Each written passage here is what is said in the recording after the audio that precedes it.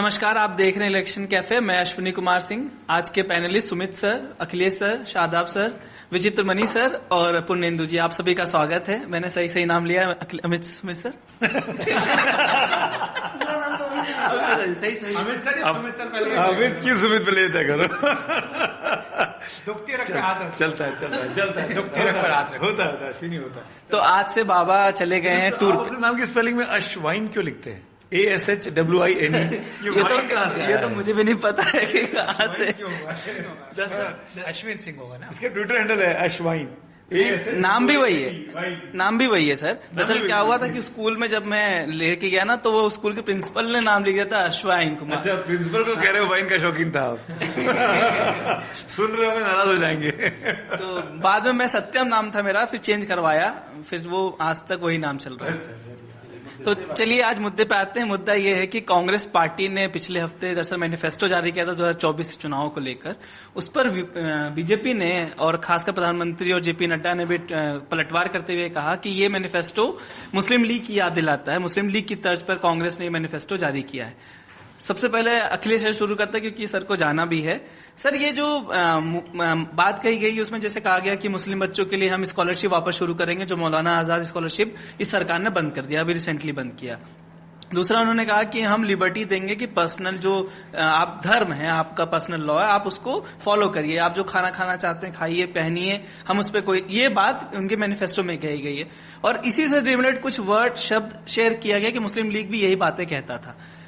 इसमें कहां मुस्लिम लीग आ गया, कहां से मुस्लिम लीग के जरिए भाजपा इस पे कांग्रेस पे अटैक करी? क्या ये अभी से ही ये बनाने की कोशिश है कि मुस्लिम तुष्टीकरण की हमेशा बीजेपी बात करती कि कांग्रेस करती है, अभी से वो टोन सेट करने की कोशिश हो रही है कि भाई आप हिंदू की बात नहीं कर रहे लेकिन मुसलमानों की आप बात कर रहे हैं? बिल्कुल। और ऐसा लगता है कि जो बात पीएम मोदी ने कही थी अजमेर की सभा में, उसके बाद बीजेपी ने खुलासा नहीं किया था कि आखिर किस ओर इशारा कर रहे हैं, क्यों कह रहे हैं कि ये जो कांग्रेस का घोषणा पत्र आया है ये मुस्लिम लीग की तरह है। लेकिन आज जिस तरह से बीजेपी अध्यक्ष जेपी नड्डा का बयान आया, काफी विस्तृत बयान उन्होंने दिया है, उससे कुछ समझ में आया कि बीजेपी का इशारा क्या है। जेपी नड्डा ये कह रहे हैं कि जिस तरह से कांग्रेस ने अपने घोषणा पत्र में ये कहा है कि अगर हम सत्ता में आते हैं तो जो आरक्षण का प्रतिशत अभी 50% की कैपिंग है, उस कैपिंग को हम हटा देंगे, बढ़ा देंगे।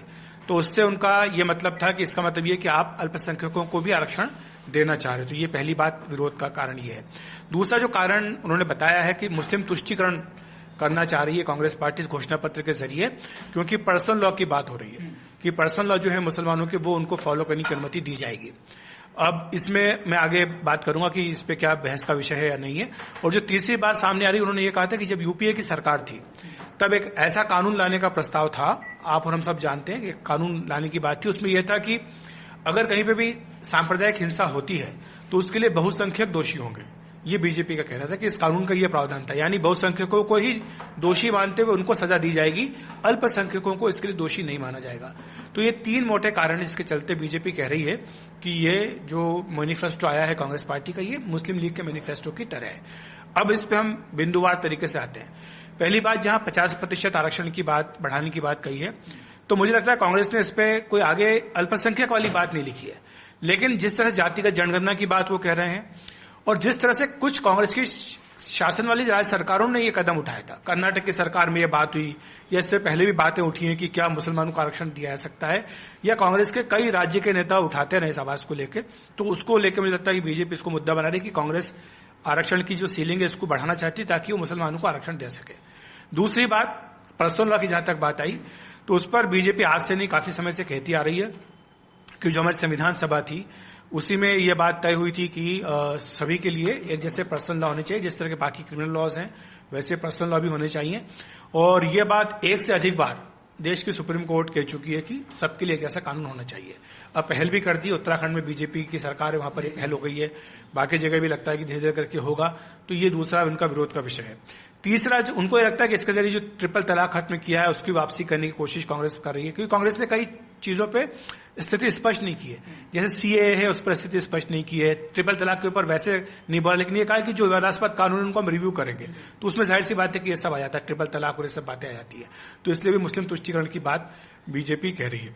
लेकिन जो तीसरी बात है कि खाना पहना, ये सब इसको लेके मुझे लगता नहीं कोई बीजेपी की ओर से आधिकारिक तौर पर कहा गया, क्योंकि चाहे बीजेपी हो चाहे कोई पार्टी हो, कोई ये नहीं कह सकता कि किसको क्या खाना चाहिए, किसको क्या पहनना चाहिए।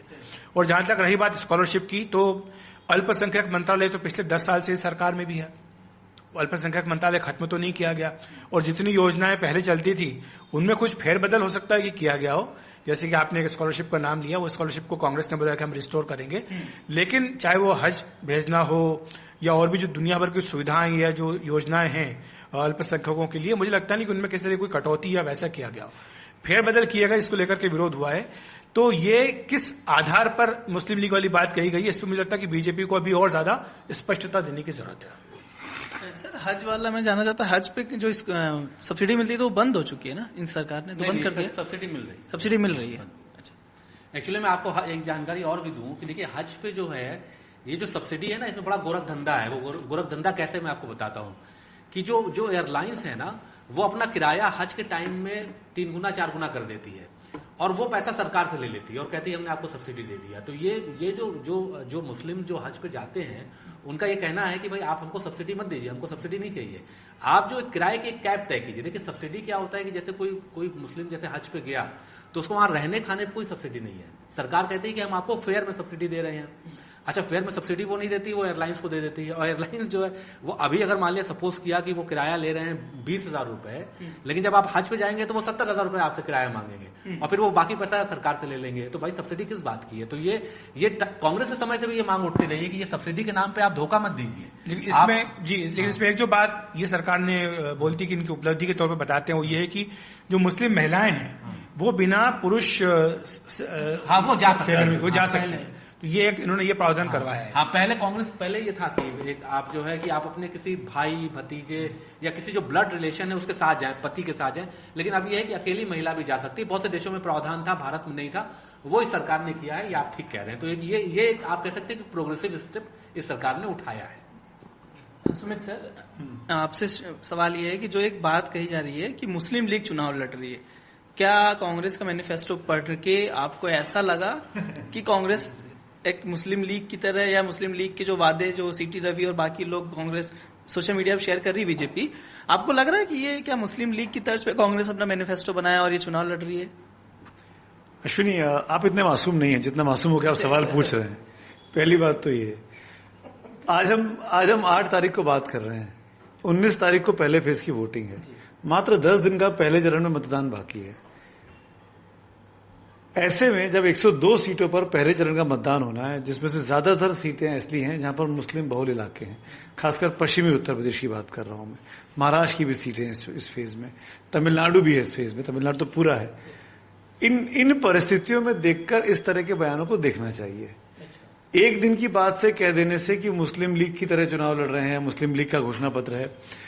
बीजेपी का कोर स्ट्रेंथ है हिंदुत्व, बीजेपी का कोर स्ट्रेंथ है पोलराइजेशन।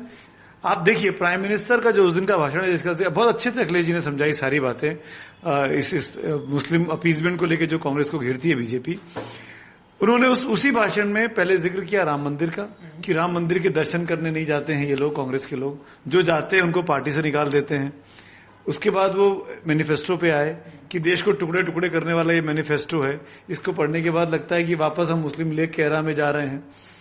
पर हमको याद रखना चाहिए कि ये बात फैक्ट है कि जो बात खड़गे जी ने आज ट्वीट करके कही कि एक वक्त ऐसा था आजादी के पहले, जब श्यामा प्रसाद मुखर्जी साहब, जो कि जनसंघ के अध्यक्ष थे, आई थिंक हिंदू महासभा के अध्यक्ष थे उस समय, वो जनसंघ के भी थे, उन्होंने सार्क सिंध में, बंगाल सिंध और उत्तर पश्चिम में 3 जगहों पर सरकारें ऐसी बनी जहां पे कोएलिशन की सरकारें थी, जिसमें जनसंघ भी था और मुस्लिम लीग भी थी।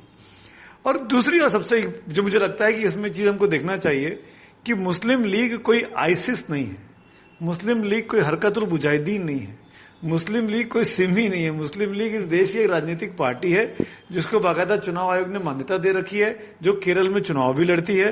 इंडियन यूनियन मुस्लिम लीग उसका नाम है, IUML, जो कि आधी क्योंकि पाकिस्तान में चली गई थी, आधे लोग तो वो एक पाकिस्तान मुस्लिम लीग अलग है, वहां पे नवाज शरीफ साहब की पार्टी का नाम शायद PML ही है मेरे ख्याल से, अगर मैं गलत नहीं हूं तो ऐसे में ये मैं कह रहा हूं ना कि 10 दिन का चुनाव बाकी है दोनों पक्षों से। पहले प्राइम मिनिस्टर ने कहा अपने हिंदू वोट बैंक को टारगेट करते हुए, राम मंदिर की बात दिलाई, याद दिलाई, देश टुकड़े करने की बात दिलाई। फिर आज की तारीख में जब खड़गे जवाब दे रहे हैं, कांग्रेस पार्टी का डेलीगेशन चुनाव आयोग जा रहा है, प्राइम मिनिस्टर की शिकायत कर रहा है, सुप्रिया श्रीनेत ने लंबी चौड़ी प्रेस कॉन्फ्रेंस की, ट्वीट किया आज इसी बारे में, कांग्रेस पार्टी की प्रचार विभाग की वो कुछ है अध्यक्ष टाइप से सोशल मीडिया टीम की। तो अब ये अपने ऑडियंस को केटर कर रही हैं कि भाई इधर मुसलमान हमको चाहिए अगर आप हिंदू लेके जा रहे हैं। मेरी चिंता इस बात को लेकर है कि मुझे देश का चुनाव 80-20 पे नहीं होना चाहिए। ये फिर वो 80-20 की दिशा में चीजें नहीं बढ़नी चाहिए।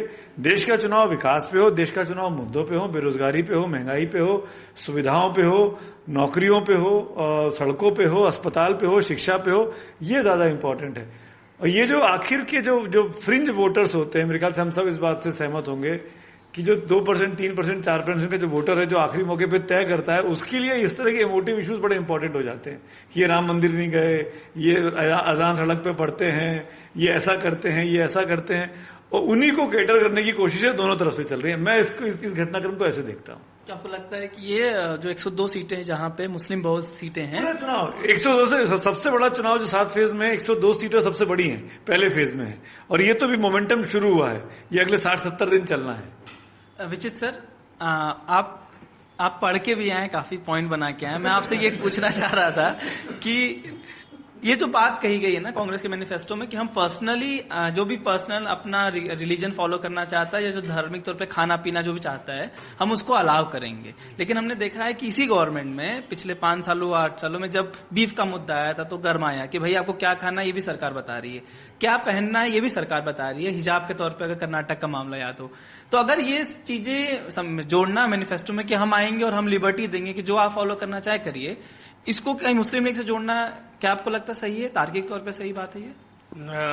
एक फिल्मी गाना हम सब लोग सुनते हैं कि मिलो न तुम तो हम घबराएं, मिलो तो आंख चुराएं, तुम्ही से दिल का हाल बताएं, तुम्ही से हाल छुपाएं, हमें क्या हो गया। तो यही हम लोगों के यहाँ राजनीतिक दलों का हाल है। मुस्लिम लीग इस देश में किसी भी पार्टी के लिए अछूत नहीं रही है, सब अपनी सुविधा के हिसाब से उसका इस्तेमाल करते रहे हैं। ये इस्तेमाल आज भी हो रहा है और बीजेपी भी कर रही है, कांग्रेस भी करती है, जिसका अब चूंकि पहले हिंदू वोटों का ध्रुवीकरण नहीं था तो उसका फायदा कांग्रेस को मिलता था, अब हिंदू वोटों का ध्रुवीकरण है तो इसलिए इसका फायदा बीजेपी को मिल सकता है। चूंकि चुनाव में पब्लिक क्या फैसला लेगी ये बाद में तय होगा। एक बात और कि हम मुस्लिम लीग को किस संदर्भ में देखते हैं। 1906 में जब मुस्लिम लीग बनी उसके बाद 10 साल बाद 1916 में पहली मर्तबा कांग्रेस और मुस्लिम लीग एक मंच पर आए, एक साथ आए, और उसको साथ लाने वाले कौन थे? उसको साथ लाने वाले थे लोकमान्य बाल गंगाधर तिलक। बाल गंगाधर तिलक कांग्रेस के गरम दल के वो नेता थे जिन्होंने एक तरह से हिंदू पुनर्जागरण का काम किया था 1880 के दशक में, जब उन्होंने गणेश उत्सव और ये सारे जो आज होता है ना, देश आजादी के समय किया था। और उस तिलक ने इस काम को किया। अगर उस काम को फर्ज कीजिए कोई मोतीलाल नेहरू वगैरह किया होता तो आज ये चुनाव में सबसे खतरनाक एक नैरेटिव बन सकता था, लेकिन तिलक पर कोई सवाल नहीं उठा सकता है। और हमें यह भी याद रखना चाहिए कि तिलक ने ऐसा किया, तिलक जब मांड्या जेल में बंद थे म्यांमार बर्मा के, तो उनके लिए जो केस लड़ रहे थे वो जिन्ना थे। तो ये हम लोगों का एक सामूहिक पृष्ठभूमि है, जब कड़वाहट थी भी और नहीं भी थी। जब हम लोगों के सामने एकमात्र राजनीतिक क्या एकमात्र दुश्मन था वो अंग्रेज थे, अंग्रेजी सत्ता थी, अंग्रेज नहीं थे, क्योंकि गांधी ने तो इस देश को यही सिखाया कि व्यक्ति दुश्मन नहीं होता। जो अंग्रेजी सत्ता थी तो उस समय ये लोग साथ थे। अब सवाल है कि मुस्लिम लीग की बात कहां से आती है। मुस्लिम लीग की बात 1936, जो कुछ एलिमेंट चल रहा है कि 1936 में मुस्लिम लीग ने क्या किया और आज 2024 में कांग्रेस क्या कर रही है, 88 साल में फिर वही हम जा रहे हैं क्या। और अब ये कहने की जरूरत नहीं है, कांग्रेस के नेता बता ही चुके हैं कि मुस्लिम लीग क्या करती है। ये मुस्लिम लीग के साथ हिंदू महासभा ने मिलकर सरकार बनाई थी। हाँ, पहले वो 3 सरकार बनाई थी। महत्वपूर्ण ये नहीं है कि वो सरकार बनाई थी, ये तो सब लोग बताते हैं।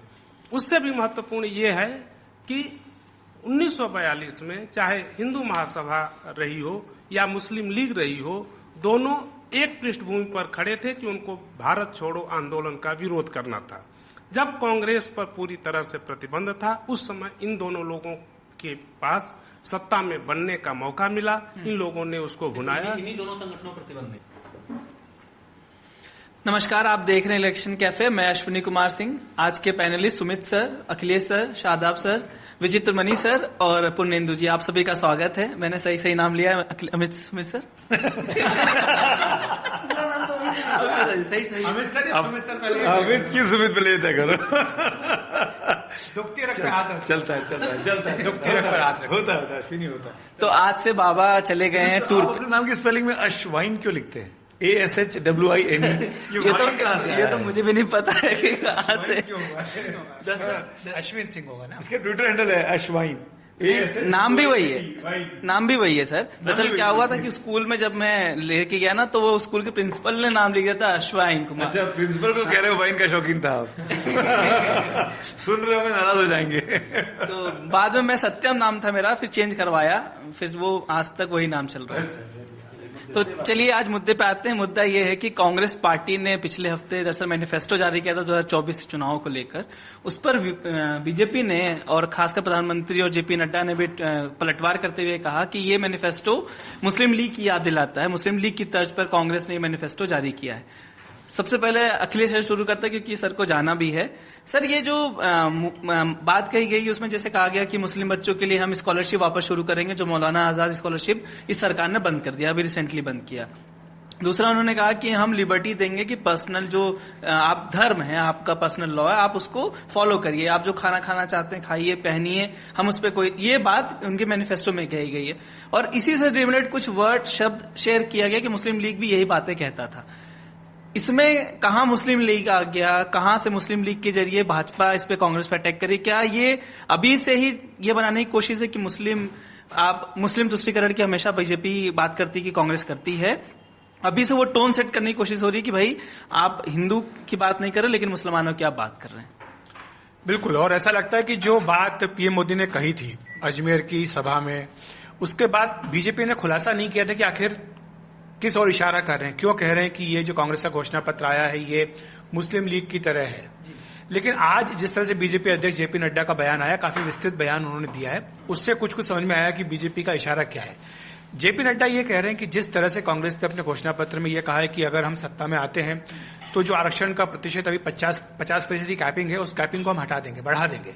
तो उससे उनका ये मतलब था कि इसका मतलब ये कि आप अल्पसंख्यकों को भी आरक्षण देना चाह रहे। तो ये पहली बात विरोध का कारण ये है। दूसरा जो कारण उन्होंने बताया है कि मुस्लिम तुष्टीकरण करना चाह रही है कांग्रेस पार्टी इस घोषणा पत्र के जरिए, क्योंकि पर्सनल लॉ की बात हो रही है कि पर्सनल लॉ जो है मुसलमानों के, वो उनको फॉलो करने की अनुमति दी जाएगी। अब इसमें मैं आगे बात करूंगा कि इस पे क्या बहस का विषय है या नहीं है। और जो तीसरी बात सामने आ रही, उन्होंने ये कहा था कि जब यूपीए की सरकार थी तब एक ऐसा कानून लाने का प्रस्ताव था, आप और हम सब जानते हैं, एक कानून लाने की बात थी। उसमें यह था कि अगर कहीं पे भी सांप्रदायिक हिंसा होती है तो उसके लिए बहुसंख्यक दोषी होंगे। ये बीजेपी का कहना था कि इस कानून का ये प्रावधान था, यानी बहुसंख्यकों को ही दोषी मानते हुए उनको सजा दी जाएगी, अल्पसंख्यकों को इसके लिए दोषी नहीं माना जाएगा। तो ये तीन मोटे कारण इसके चलते बीजेपी कह रही है कि ये जो मैनिफेस्टो आया है कांग्रेस पार्टी का, ये मुस्लिम लीग के मैनिफेस्टो की तरह है। अब इस पे हम बिंदुवार तरीके से आते हैं।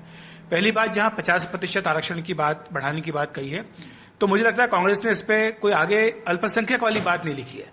लेकिन जिस तरह जातिगत जनगणना की बात वो कह रहे हैं, और जिस तरह से कुछ कांग्रेस की शासन वाली राज्य सरकारों ने ये कदम उठाया था, कर्नाटक की सरकार में ये बात हुई, या इससे पहले भी बातें उठी हैं कि क्या मुसलमानों को आरक्षण दिया जा सकता है, या कांग्रेस के कई राज्य के नेता उठाते रहे इस आवाज को लेकर। तो उसको लेकर मुझे लगता है कि बीजेपी इसको मुद्दा बना रही कि कांग्रेस आरक्षण की जो सीलिंग है इसको बढ़ाना चाहती है ताकि वो मुसलमानों को आरक्षण दे सके। दूसरी बात, पर्सनल लॉ की जहां तक बात आई, तो उस पर बीजेपी आज से नहीं काफी समय से कहती आ रही है कि जो हमारी संविधान सभा थी उसी में यह बात तय हुई थी कि सभी के लिए एक जैसे पर्सनल लॉ होने चाहिए, जिस तरह के बाकी क्रिमिनल लॉज हैं वैसे पर्सनल लॉ भी होने चाहिए। और यह बात एक से अधिक बार देश की सुप्रीम कोर्ट कह चुकी है कि सबके लिए एक ऐसा कानून होना चाहिए। अब पहल भी कर दी, उत्तराखंड में बीजेपी की सरकार है, वहां पर एक पहल हो गई है, बाकी जगह भी लगता है कि धीरे धीरे करके होगा। तो ये दूसरा उनका विरोध का विषय है। तीसरा, जो उनको ये लगता है कि इसके जरिए जो ट्रिपल तलाक खत्म किया है उसकी वापसी करने की कोशिश कांग्रेस कर रही है, क्योंकि कांग्रेस ने कई चीजों पे स्थिति स्पष्ट नहीं की है। जैसे सीए है उस पर स्थिति स्पष्ट नहीं की है, ट्रिपल तलाक के ऊपर वैसे नहीं बोला, लेकिन ये कहा कि जो विवादास्पद कानून उनको हम रिव्यू करेंगे, तो उसमें जाहिर सी बात है कि ये सब आ जाता है, ट्रिपल तलाक और ये सब बातें आ जाती है। तो इसलिए भी मुस्लिम तुष्टीकरण की बात बीजेपी कह रही है। लेकिन जो तीसरी बात है कि खाना पहना, ये सब, इसको लेकर मुझे लगता नहीं कोई बीजेपी की ओर से आधिकारिक तौर पर कहा गया, क्योंकि चाहे बीजेपी हो चाहे कोई पार्टी हो, कोई ये नहीं कह सकता कि किसको क्या खाना चाहिए, किसको क्या पहनना चाहिए। और जहां तक रही बात स्कॉलरशिप की, तो अल्पसंख्यक मंत्रालय तो पिछले 10 साल से इस सरकार में भी है, अल्पसंख्यक मंत्रालय खत्म तो नहीं किया गया, और जितनी योजनाएं पहले चलती थी उनमें कुछ फेरबदल हो सकता है कि किया गया हो। जैसे कि आपने एक स्कॉलरशिप का नाम लिया, वो स्कॉलरशिप को कांग्रेस ने बोला कि हम रिस्टोर करेंगे, लेकिन चाहे वो हज भेजना हो या और भी जो दुनिया भर की सुविधाएं या जो योजनाएं हैं अल्पसंख्यकों के लिए, मुझे लगता नहीं कि उनमें किसी तरह कोई कटौती या वैसा किया गया हो, फेरबदल किया गया, इसको लेकर के विरोध हुआ है। तो ये किस आधार पर मुस्लिम लीग वाली बात कही गई है, इस पर मुझे लगता है कि बीजेपी को अभी और ज्यादा स्पष्टता देने की जरूरत है। सर हज वाला मैं जानना चाहता, हज पे जो सब्सिडी मिलती है तो वो बंद हो चुकी है ना, इन सरकार ने तो बंद कर दिया, सब्सिडी मिल रही है, सब्सिडी मिल रही है। अच्छा, एक्चुअली मैं आपको एक जानकारी और भी दूं कि देखिए हज पे जो है ये जो सब्सिडी है ना, इसमें बड़ा गोरख धंधा है। वो गोरख धंधा कैसे, मैं आपको बताता हूं कि जो एयरलाइंस है ना, वो अपना किराया हज के टाइम में 3 गुना 4 गुना कर देती है, और वो पैसा सरकार से ले लेती है और कहती है हमने आपको सब्सिडी दे दिया। तो ये जो मुस्लिम जो हज पे जाते हैं, उनका ये कहना है कि भाई आप हमको सब्सिडी मत दीजिए, हमको सब्सिडी नहीं चाहिए, आप जो किराए की एक कैप तय कीजिए। देखिए सब्सिडी क्या होता है कि जैसे कोई मुस्लिम जैसे हज पे गया तो उसको वहां रहने खाने पर कोई सब्सिडी नहीं है, सरकार कहती है कि हम आपको फेयर में सब्सिडी दे रहे हैं। अच्छा, फेयर में सब्सिडी वो नहीं देती, वो एयरलाइंस को दे देती है, और एयरलाइंस जो है वो अभी अगर मान लिया सपोज किया कि वो किराया ले रहे हैं 20,000 रुपए, लेकिन जब आप हज पे जाएंगे तो वो 70,000 रुपए आपसे किराया मांगेंगे, और फिर वो बाकी पैसा सरकार से ले लेंगे। तो भाई सब्सिडी किस बात की है? तो ये कांग्रेस के समय से भी ये मांग उठती रही है कि ये सब्सिडी के नाम पे आप धोखा मत दीजिए। लेकिन इसमें एक जो बात ये सरकार ने बोलती कि इनकी उपलब्धि के तौर पर बताते हैं, वो ये है कि जो मुस्लिम महिलाएं हैं वो बिना पुरुष वो जा सकते हैं। तो ये इन्होंने ये प्रावधान करवाया है। हाँ, पहले ये था कि एक आप जो है कि आप अपने किसी भाई भतीजे या किसी जो ब्लड रिलेशन है उसके साथ जाएं, पति के साथ जाएं, लेकिन अब ये है कि अकेली महिला भी जा सकती है। बहुत से देशों में प्रावधान था, भारत में नहीं था, वो इस सरकार ने किया है, ये आप ठीक कह रहे हैं। तो ये एक आप कह सकते हैं कि प्रोग्रेसिव स्टेप इस सरकार ने उठाया है। सुमित सर, आपसे सवाल ये है कि जो एक बात कही जा रही है कि मुस्लिम लीग चुनाव लड़ रही है, क्या कांग्रेस का मैनिफेस्टो पढ़ के आपको ऐसा लगा कि कांग्रेस एक मुस्लिम लीग की तरह, या मुस्लिम लीग के जो वादे जो सीटी रवि और बाकी लोग कांग्रेस सोशल मीडिया पर शेयर कर रही बीजेपी, आपको लग रहा है कि ये क्या मुस्लिम लीग की तर्ज पे कांग्रेस अपना मैनिफेस्टो बनाया और ये चुनाव लड़ रही है? अश्विनी, आप इतने मासूम नहीं है जितना मासूम होकर आप सवाल पूछ रहे हैं। पहली बात तो ये, आज हम 8 तारीख को बात कर रहे हैं, 19 तारीख को पहले फेज की वोटिंग है, मात्र 10 दिन का पहले चरण में मतदान बाकी है। ऐसे में जब 102 सीटों पर पहले चरण का मतदान होना है, जिसमें से ज्यादातर सीटें ऐसी हैं जहां पर मुस्लिम बहुल इलाके हैं, खासकर पश्चिमी उत्तर प्रदेश की बात कर रहा हूं मैं, महाराष्ट्र की भी सीटें इस फेज में, तमिलनाडु भी है इस फेज में, तमिलनाडु तो पूरा है। इन परिस्थितियों में देखकर इस तरह के बयानों को देखना चाहिए। एक दिन की बात से कह देने से कि मुस्लिम लीग की तरह चुनाव लड़ रहे हैं, मुस्लिम लीग का घोषणा पत्र है। बीजेपी का कोर स्ट्रेंथ है हिंदुत्व, बीजेपी का कोर स्ट्रेंथ है पोलराइजेशन। आप देखिए प्राइम मिनिस्टर का जो उस दिन का भाषण है, जिसका बहुत अच्छे से अखिलेश जी ने समझाई सारी बातें, इस मुस्लिम अपीजमेंट को लेकर जो कांग्रेस को घेरती है बीजेपी, उन्होंने उसी भाषण में पहले जिक्र किया राम मंदिर का, कि राम मंदिर के दर्शन करने नहीं जाते हैं ये लोग, कांग्रेस के लोग, जो जाते हैं उनको पार्टी से निकाल देते हैं। उसके बाद वो मैनिफेस्टो पे आए कि देश को टुकड़े टुकड़े करने वाला ये मैनिफेस्टो है। इसको पढ़ने के बाद लगता है कि वापस हम मुस्लिम लीग के एरा में जा रहे हैं।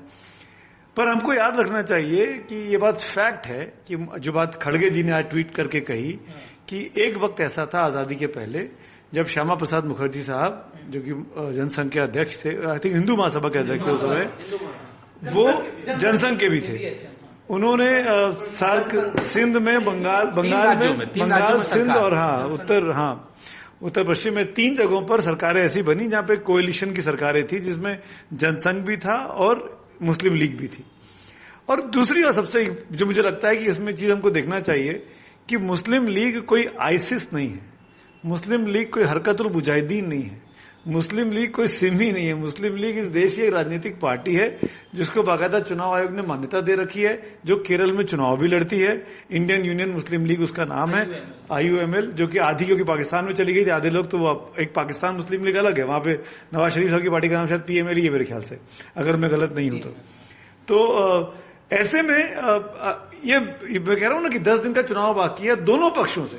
पहले प्राइम मिनिस्टर ने कहा अपने हिंदू वोट बैंक को टारगेट करते हुए, राम मंदिर की बात दिलाई, याद दिलाई, देश टुकड़े करने की बात दिलाई।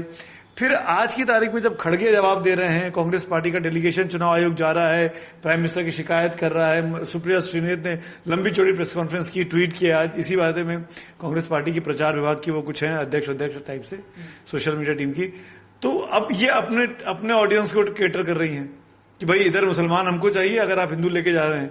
मेरी चिंता इस बात को लेकर है कि मुझे देश का चुनाव 80-20 पे नहीं होना चाहिए, ये फिर वो 80-20 की दिशा में चीजें नहीं बढ़नी चाहिए।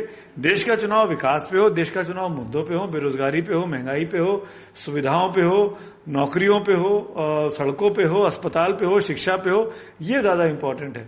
और ये जो आखिर के जो फ्रिंज वोटर्स होते हैं, मेरे ख्याल से हम सब इस बात से सहमत होंगे कि जो 2%, 3%, 4% का जो वोटर है जो आखिरी मौके पे तय करता है, उसके लिए इस तरह के इमोटिव इश्यूज बड़े इंपॉर्टेंट हो जाते हैं कि ये राम मंदिर नहीं गए, ये अजान सड़क पे पढ़ते हैं, ये ऐसा करते हैं, ये ऐसा करते हैं, और उन्हीं को कैटर करने की कोशिशें दोनों तरफ से चल रही है। मैं इस घटनाक्रम को ऐसे देखता हूँ। क्या आपको लगता है कि ये जो 102 सीटें हैं जहां पे मुस्लिम बहुत सीटें हैं, चुनाव 102 से सबसे बड़ा चुनाव जो 7 फेज में 102 सीटें सबसे बड़ी हैं, पहले फेज में है, और ये तो भी मोमेंटम शुरू हुआ है, ये अगले 60-70 दिन चलना है।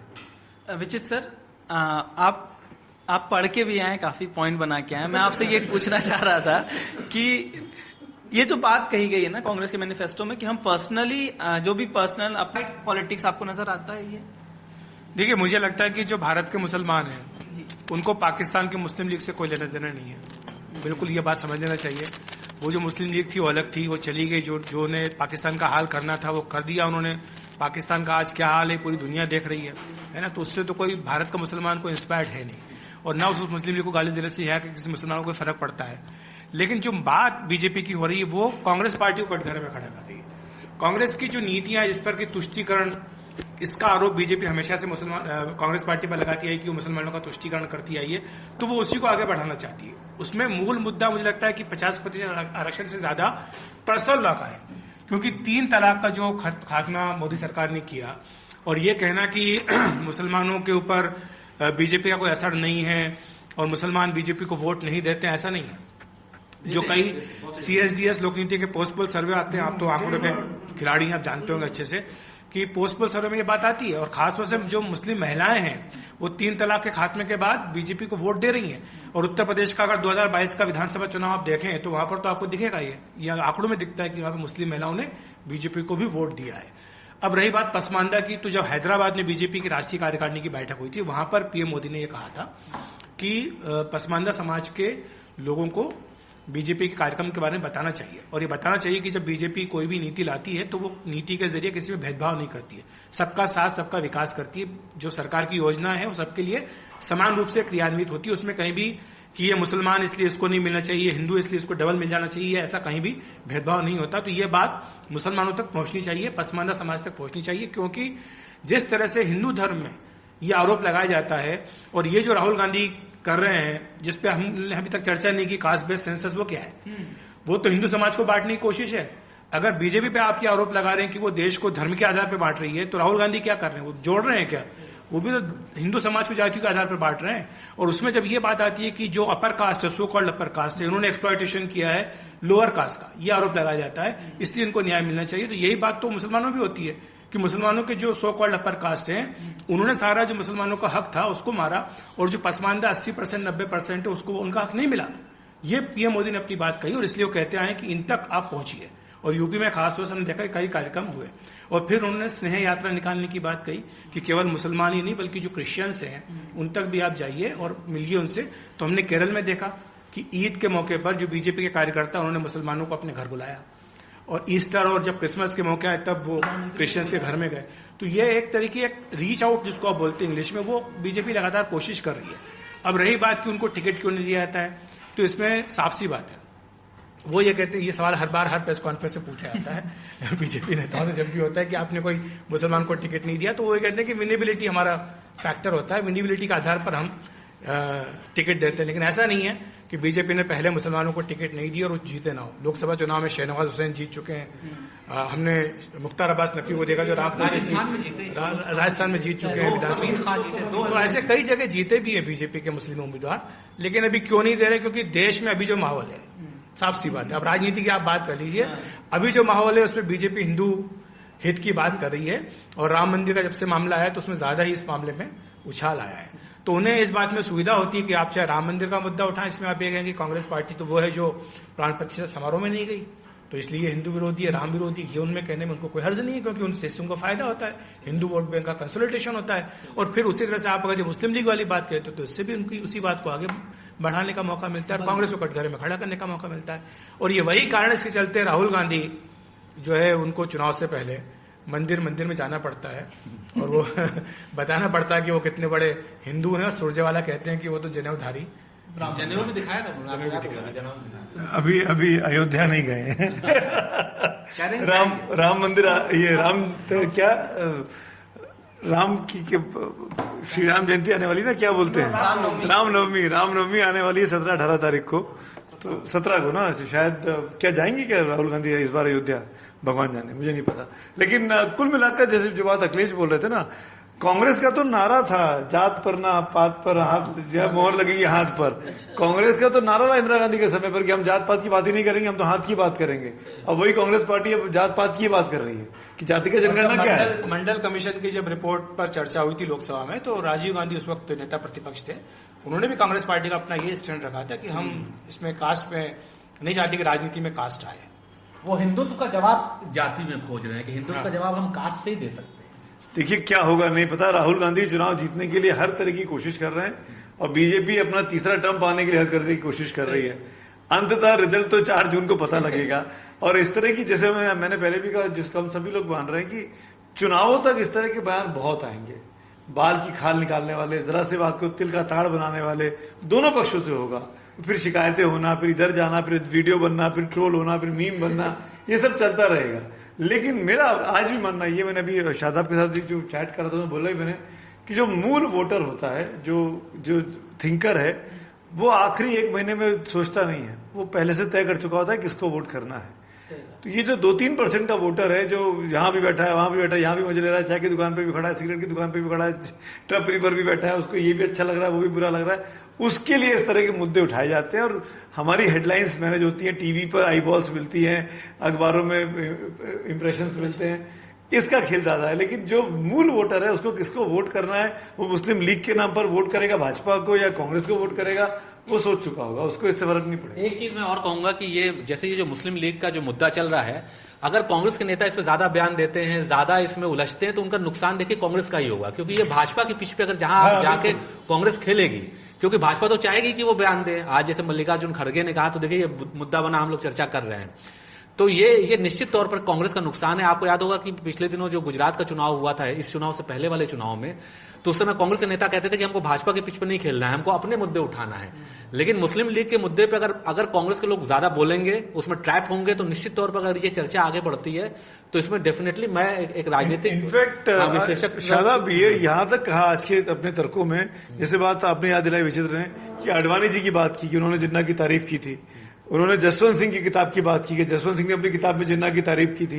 ये तमाम बातें कांग्रेस की तरफ से याद दिलाई गई कि बीजेपी के नेता भी मुस्लिम लीग की तारीफ करते रहे। बिल्कुल, तो इससे नुकसान। अच्छा, मैं यहाँ ये बोलना चाहूंगा कि जो बात हो रही है कि कास्ट, कांग्रेस जात की राजनीति कर रही है, तो हम लोग पहले भी चर्चा कर रहे थे, बीजेपी की जो हिंदुत्व की राजनीति है, वो प्रधानमंत्री मोदी के चेहरा बनने के बाद वो जिस तरह का उनका एक वोट बैंक कंसोलिडेट हुआ है, पोलराइज्ड हुआ है उनके फेवर में, कांग्रेस उसकी काट नहीं ढूंढ पा रही है। इसीलिए आप आंकड़ों में दिखता है साफ साफ कि जहां भी कांग्रेस और बीजेपी आमने सामने होते हैं, कांग्रेस एकदम साफ हो जाती है। गुजरात, राजस्थान, तो कांग्रेस खाता नहीं खोल पा रही है। मध्य प्रदेश में 1 सीट, 1 गढ़ बचाया हुआ उन्होंने, उसका बीजेपी की कोशिश है वो भी ढहा दिया जाए, तो उसकी काट, मतलब कमंडल का जवाब मंडल में खोज रही है कांग्रेस। और वो मुझे लगता है कि हो सकता है चुनाव हार जाए, उसके बाद ही वो उसको जारी रखेगी, वरना उसके लिए मुश्किल है भाई। वो हिंदुत्व की पिच में, जैसा शादाब ने कहा कि वो कांग्रेस मुकाबला नहीं कर पाएगी, कितना भी राहुल गांधी ढूंढ ले मंदिर और वो है, अगर हिंदुत्व के नाम पे कोई वोट मिलेगा तो भाई जाहिर सी बात है जिसने राम मंदिर जिसके उसमें बना लोग उसको फेवर करेंगे। बिल्कुल, इसलिए बीजेपी ये कहती है कि आप कमंडल मंडल की क्या बात करो, हमारे पास तो कमंडल भी और मंडल भी है। पीएम नरेंद्र मोदी ओबीसी, उनसे बड़ा ओबीसी चेहरा और कौन होगा? नहीं, लेकिन अब देखिए जैसे ईडब्ल्यूएस वाले में कांग्रेस ने कहा कि उसमें हम जो सिर्फ अनरिजर्व के लिए है उसको हम ओपन करेंगे दूसरी कास्ट के लिए। आप देखिएगा प्राइवेट सेक्टर में भी रिजर्वेशन की मांग अब जोर शोर से फ्यूचर में आपको जो पार्टियां खासकर मंडल बेस्ड पार्टियां हैं और या इवन मुझे लगता है कांग्रेस भी उस दिशा में बढ़े, क्योंकि बीजेपी के हिंदुत्व की काट इनको जो हिंदुत्व की राजनीति है वो समझने, क्योंकि अभी प्रधानमंत्री मोदी हैं, आगे के लिए एक योगी जी भी बैठे हुए हैं, वो भी उसी राजनीति के और झंडे बरदार हैं। तो कांग्रेस को या दूसरी विपक्ष पार्टी जो लगातार खासकर बीजेपी के स्ट्रांग होल्ड वाले एरिया में हार रही है, उनको कुछ तो काट ढूंढनी पड़ेगी। वो चाहे उनके लिए हिंदुत्व तो दूसरे के लिए मंडल होगा। बिहार में एक सक्सेसफुल प्रयोग दिखा था कि मोहन भागवत साहब थोड़ा भटक गए थे और चुनाव में क्या हुआ, वो लालू जी ने लपका उसको तुरंत ही आरक्षण हटाना चाहते हैं। कितने भी बीजेपी सफाई देती रहेगी लेकिन कहीं ना कहीं वो मुद्दा तो बना है। मैं नहीं कहता सिर्फ उसी वजह से हुआ, लेकिन वो एक बहुत बड़ा मुद्दा बन गया था। नहीं, ये मैं सुमित जी ने जो कहा ना कि इंदिरा गांधी का नाम लिया कि जात पर न पात पर इंदिरा जी की बात पर, वो नारा तो सुंदर लगता है, नारा तो सबका साथ सबका विकास भी है। और वो नारा था क्योंकि इंदिरा गांधी ने भी जातिगत समीकरण बनाया था जिसमें अपर कास्ट में ब्राह्मण, दलित और मुसलमान ये उनके कोर वोट थे, बाकी फ्लोटिंग वोट थे जो कि आते रहे, क्योंकि पिछड़े ज्यादातर समाजवादी पृष्ठभूमि के साथ जुड़ते थे। इसीलिए 1967 के बाद भारत में एक समाजवादियों का उभार आया। एक तो ये हुआ, और इस दूसरी बात कांग्रेस की कि कांग्रेस की पिच न तो कमंडल है, इसीलिए जनेऊधारी पंडित बनकर के राहुल गांधी हमेशा फ्लॉप होंगे, कभी कामयाब। कांग्रेस की पिच मंडल भी नहीं है, इसीलिए क्योंकि मंडल का इतिहास जब भी आप कभी बोलते हैं वो आपका पुराना अतीत आपके सामने आ जाता है कि 1978-79 मंडल कमीशन आया था, इंदिरा गांधी 5 साल राज की, उसको दबा के रखी, राजीव गांधी की वो दबा कर रखे, बीपी सिंह की सरकार ने उसको लागू किया। तब कांग्रेस ने, जो अखिलेश जी ने कहा, खुल करके इसका विरोध किया था, उनकी राजनीतिक प्रतिबद्धता थी, विचारधारा थी, वो हो सकती है। अब आज अचानक आप ये कर रहे हैं तो आपके लिए नहीं चलेगा। कांग्रेस की राजनीति एक जो गांधी ने बनाया था सर, एक अपडेट ये है कि अर्जुन सिंह ने केंद्रीय शिक्षण संस्थानों में ओबीसी रिजर्वेशन लागू किया था, तो कांग्रेस ने बाद में खुद कुछ लेकिन इस कांग्रेस की त्रासदी देखिए कि अगर बीजेपी का कोई नेता इस तरह का काम किया होता तो बीजेपी उसका ढिंढोरा गाजे बाजे के साथ उसको फैलाती। और मध्य प्रदेश में चुनाव लड़ रहे थे राहुल गांधी या कोई नेता, अपने अर्जुन सिंह का नाम तक लेना मुनासिब नहीं समझती थी, जिसने कि पिछड़े वर्गों के शिक्षण के लिए इतना बड़ा काम किया। तो कांग्रेस तो असल में राजनीति कर ही नहीं पाती है, क्योंकि कांग्रेस आज भी नेहरू गांधी परिवार के आवरण से नहीं निकल पाती। जब तक वो इससे बाहर चल करके, कांग्रेस को लगता है कि हम सवर्ण इस समय कांग्रेस के साथ बिल्कुल नहीं है, ये बात तो सही है कि सारे बीजेपी के साथ है, तो उनको लगता है कि ओबीसी, SC ST और मुस्लिम को हम जोड़ लें, लेकिन ये इतना आसान नहीं है, क्योंकि उसमें कई लोग अपने अपनी दुकानें खोलकर बैठे हैं। मैं राजनीतिक दुकान की बात कर रहा हूँ, वोट की, और उसमें उनको फायदा होता दिख रहा है। कांग्रेस की जो लीडरशिप है, अभी आपने स्वर्ण और ओबीसी का नाम लिया, हालांकि राजनीति में ये सब होते हैं, आम सामाजिक जीवन में तो बातें नहीं करनी चाहिए इसकी, लेकिन अगर कांग्रेस की लीडरशिप की बात करें तो उसकी पूरी लीडरशिप अपर कास्ट की है। भाई राहुल गांधी क्या है भाई, वो तो दिखाते हैं कि हम तो ब्राह्मण हैं, जनेऊधारी ब्राह्मण हैं, जो ब्राह्मण, जो ये लोग कश्मीर के ब्राह्मण हैं, जो पूरा गांधी, हाँ सिर्फ खड़गे साहब को आप जो छोड़ दें, अभी मुझे याद है कि 9 राज्यसभा बटी थी कांग्रेस में, जिसमें 6 ब्राह्मण को राज्यसभा उन्होंने दिया था। उसमें लोगों ने सवाल भी उठाया कि भाई आप कांग्रेस पार्टी के अंदर आप तो उनको जगह नहीं दे पा रहे हैं, SC ST OBC माइनॉरिटी को, 9 में से 6 आपने ब्राह्मण को राज्यसभा दी, तो आप क्या बात करते हैं? तो ये सही है कि राहुल गांधी जो कहते हैं वो अपनी पार्टी में लागू नहीं कर पाते हैं, ये इससे मैं इत्तेफाक रखता हूं। चलिए, तो आज की चर्चा में बस इतना ही, कल मिलते हैं किसी और विषय के साथ, तब तक के लिए बहुत बहुत धन्यवाद।